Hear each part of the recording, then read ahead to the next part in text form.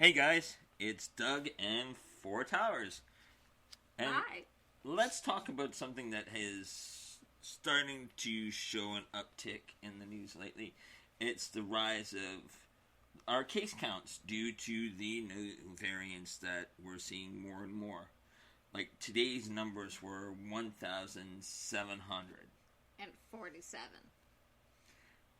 So, But they're saying that here in Ontario, they're saying that is due to data catching up from glitches. Well, there seems to be an endless number of glitches.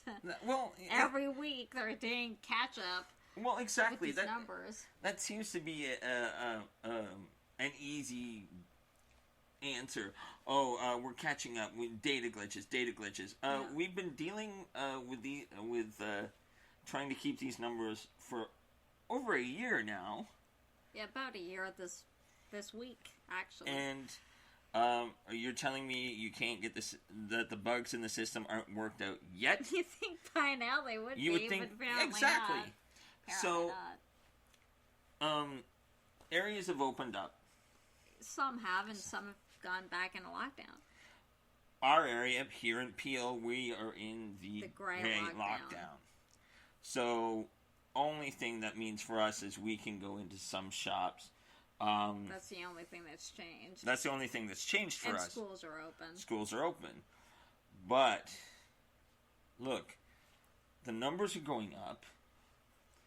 Areas that were in the red zone have now been going back into the gray lockdown. Gray zone. So, Mike, the question I want to pose to you, or the theory I want to pose to you, do you think if our numbers keep going the way they're going, because we've seen kind of a steady progression,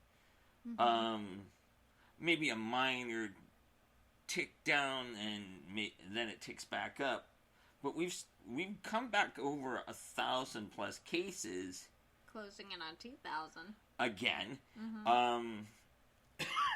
and there has been talk about a quote unquote third possible lockdown, third wave, and potential lockdown. My question to you is, do you think this is coming, and how do you think the public's gonna react to if we slam the doors shut again? Well, right now, not the whole province is not locked down. No. There are areas that are in the yellow. I don't think anybody's in the green anymore. They're either in yellow, red, or now more regions have been placed into the gray. Yep. Which is technically lockdown, modified. But, I mean, now they've even changed the gathering limits for churches and things to, instead of 10 people inside, which is what it was previous, to now the capacity of the building, like 10 or 15% of the capacity of the building. So you're talking about, say, a big church, like, say, St. Mike's in Toronto, which can hold about 400 some odd people. Well, 10 to 15% of that is about 40 to 45, 50 people. So now instead of just 10 people, you're talking 40 or 50 people. And so, I mean, I granted it is a big church, but it's an old church, so how well is it ventilated? I don't know. Well, exactly. So they're allowing that with the uptick in numbers. So I know this past week, Sunnybrook Hospital, which is a hospital in Toronto, it tends to be at the trauma hospital, so a lot of the traumas that happen go to Sunnybrook. So, in their parking lot, they are erecting a field hospital. So that tells me they're expecting a third wave, and mostly due to these variants. So, yeah, I think there will be yet another third wave because, one, our vaccine, which we talked about last week, is very slow, the rollout. Yes. And who knows? It maybe next year, by the time everybody gets vaccinated at this rate, considering we're still doing seniors 4 months into this vaccination push. And we've also seen in the news, and we've heard from other people, that there's been such a backlog to even try and get an appointment. Yeah, it's very difficult. Like, personally, in my own family, my mother's been struggling to get an appointment. I think a lot of people are. I think you're almost lucked out if you've gotten one. So it's It's kind of exhausting how, like, the pedestrian way we're going with this vaccine rollout. Well, like I said last week, I mean, in a sense, it's not really their fault when they don't have the supply. That's true. And that's the vaccine manufacturer's fault that we don't have that, because they're supplying, I mean, the States makes their own, so that's why they're way ahead. Of course. Because they make it in country, and they're not willing to share it with anybody. And I mean, I get it, I guess, they're trying to do their own people first. And we're getting it from Europe. So, well, you've got how many countries in Europe also wanting their vaccines, as well as all around the world. So, yes. Of course, it's slow. Now, granted, Trudeau said we're supposed to start getting about 1 million a week from both Pfizer and Moderna starting soon, but we've heard that before, so we'll see. I think it's possible. I mean, there are even experts, epidemiologists are talking about a third lockdown of schools coming up just because the variants. And, I mean, they're already upticking. It's about 40% are now variants. So, by April, they could be the dominant strain, and they tend to be more contagious, if not more deadly. So, I see another lockdown coming, sure. And I can see there's going to be a lot of anger. There's going to be a lot of discontent. Sure, I understand that.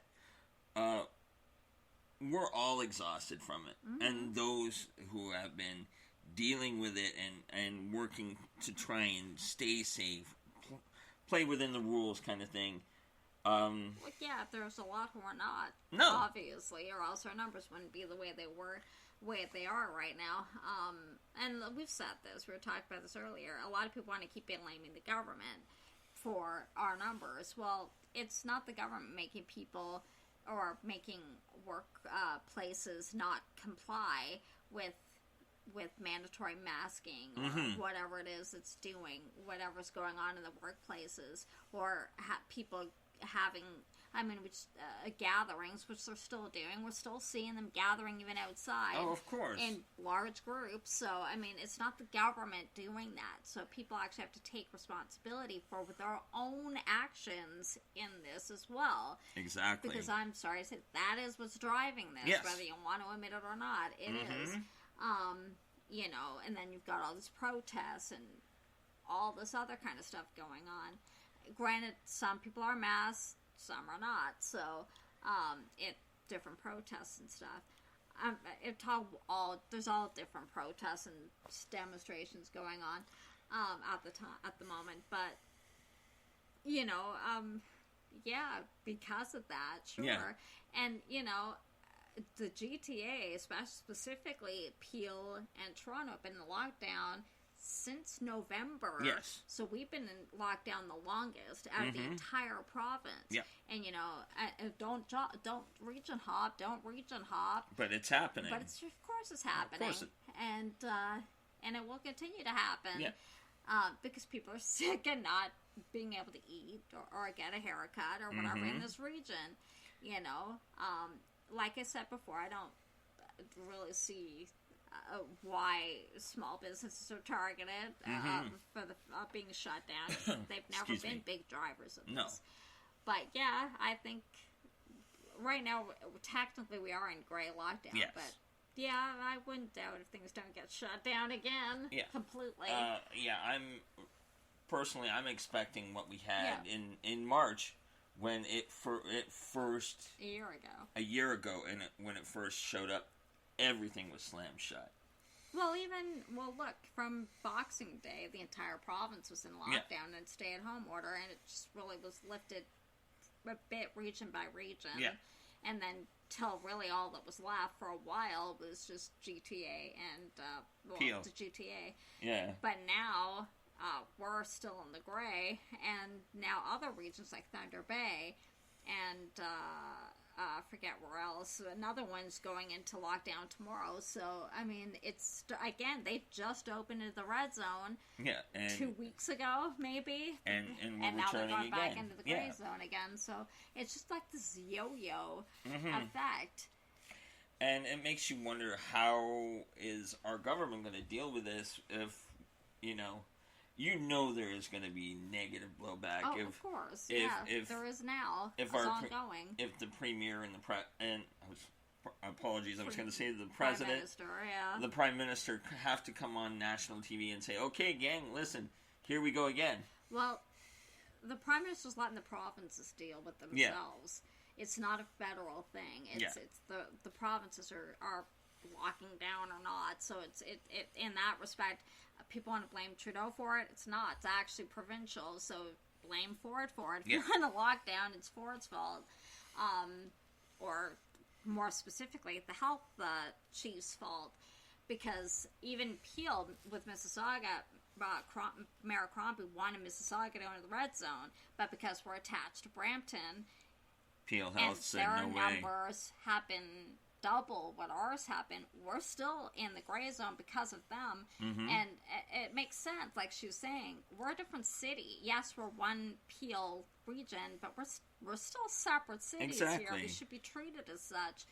But then again, people would fridge and hop. Yeah. They come here. In Toronto, we come here. That of course, we could implement what other places have done, and you have to prove you're from Mississauga, which you could do, because other places are doing that. Yeah. So you could do that, but I don't know. I think it's eventually the whole province could go back in a lockdown or a stay-at-home order again. Yeah, and we've discussed this off air that we see it coming. It's on that horizon. Yeah, until everybody's vaccinated, and of course there will be people who won't take it, whether or not they can take it, and that's a different issue, or people who just refuse to take it. I guess that's your choice. But we're on the cusp, and we need, now more than ever, I think we need to kind of tighten our belts and kind of smarten up, because if we don't, we know where we're heading. Well, yeah, lockdown. Yeah, lockdown. Stay at home. Nothing's going to happen, for you. You ain't going to be able to do a dang thing. I don't want that. I'm doing what I'm... We can't really do much. And let's face it, in the great lockdown, there's not much open except takeout and delivery. And yes, now you can go inside and shop. But that's it. But other than that, there's no entertainment open. I mean, so it's, really, why are you hanging out with your friends anyway? If you actually, why not you just because people are allowed to, it's not illegal to travel, doesn't mean you should. Yeah. I don't know. I just see other countries and where they are at. And they're doing better because they trust what their medical people are telling them. Oh, I agree. It's working. I mean, all you have to do is watch Japanese videos. Watch YouTube. There's Japanese vloggers. They're pretty much living a normal life right now. Same with Australia. I mean, exactly. If they lock down certain areas, they lock them down. But because they're listening...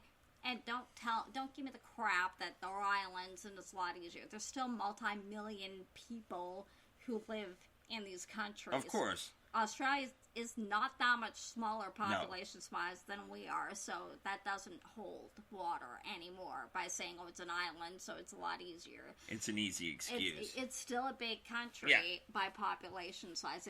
Yes, we're maybe 10 million more. That's it. That's it. Yeah, exactly. And Japan, I believe, I think it's 14. No, it's a bit more than that. But it doesn't matter. It doesn't matter. It's still in the millions, not hundreds. It's millions. If they can do it, why can't we? Why can't we? And then we could have a normal summer. And there's the question we yet to answer. Right. And I don't know if we're ever going to get that answer because people are just too bullheaded in their own mind, right, and want to do what they want to do. That's, I think, a lot of the problem with the Western world. So, want to do what you want to do. Send us your comments to our email at cupofjoechat@gmail.com. Let us know what you think if we're going to be facing another lockdown. I'm Doug. There's 4 Towers. Bye. And we'll see you soon.